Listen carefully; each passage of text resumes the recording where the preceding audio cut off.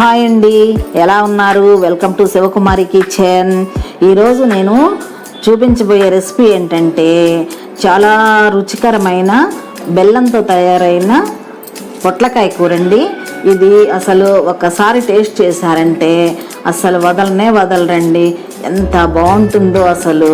ఇది రైస్లో కానీ చపాతీలో కానీ చాలా చాలా బాగుంటుంది. ఇప్పుడు ఎలా తయారు చేసుకోవాలో చూపిస్తాను చూడండి. ఇప్పుడు పొట్లకాయతోటి కూర ఎలా తయారు చేసుకోవాలో ఇప్పుడు చూపిస్తానండి. ఈ పొట్లకాయల్ని సన్నగా ముక్కలుగా కట్ చేసుకుందాం. ఇప్పుడు చూడండి, పొట్లకాయల్ని సన్నగా ముక్కలుగా తరుక్కున్నాను. చూడండి, ఇలా చక్రాలాగా ఇలా చేసుకున్నాను అనమాట. బాగుంటుంది ఇలా చేసుకుంటే సన్నగా.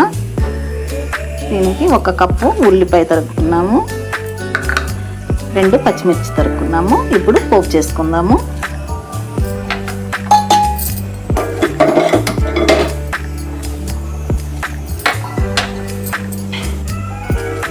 స్టవ్ వెలిగించుకొని బాండీ పెట్టుకున్నానండి. ఇప్పుడు 2-3 స్పూన్లు ఆయిల్ వేస్తున్నాను.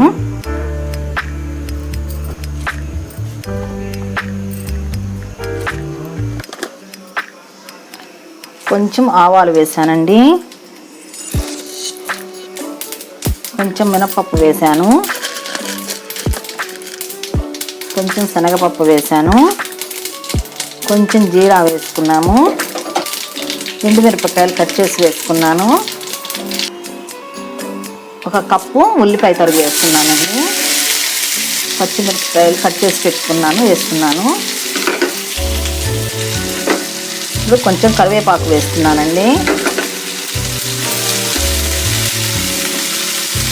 ఇవన్నీ కొంచెం దోరగా వేయించుకుందాము. ఇప్పుడు కొంచెం పసుపు వేస్తున్నానండి.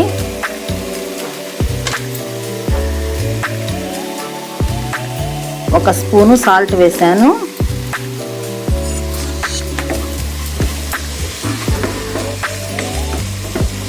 ఉల్లిపాయ, పచ్చిమిరపకాయ, కరివేపాకు వేగాయండి. ఇప్పుడు మనం కట్ చేసి పెట్టుకున్న పొట్లకాయ ముక్కలు వేస్తున్నాను.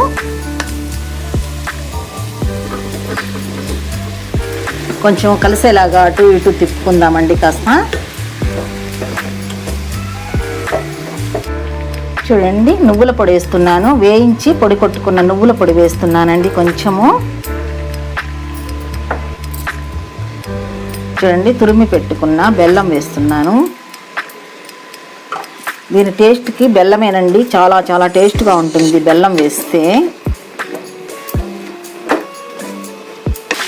చూడండి, కొంచెము ఇట్లా వేయించుకుందాము. ఒక 2 నిమిషాలు ఇలా వేయించుకున్న తర్వాత కాస్త మీడియం ఫ్లేమ్లో పెట్టుకొని ఇలా కొంచెం మూత పెట్టుకుందాము. చూడండి, మనం వేసుకున్న పొట్లకాయ ముక్కలు ఉడికాయో లేదో చూద్దాం ఇప్పుడు. చూడండి, చక్కగా ఉడికాయండి. మూత పెట్టి ఒక 5 నిమిషాలు ఉంచాను. చక్కగా ఉడికిపోయాయండి. ఇప్పుడు 1 స్పూను కారం వేసుకుంటున్నాను. అసలు తీయగా ఎంత బాగుంటుందంటే టేస్ట్ చాలా చాలా టేస్టీగా ఉంటుందండి. ఇప్పుడు స్టవ్ ఆఫ్ చేసుకుంటున్నాను.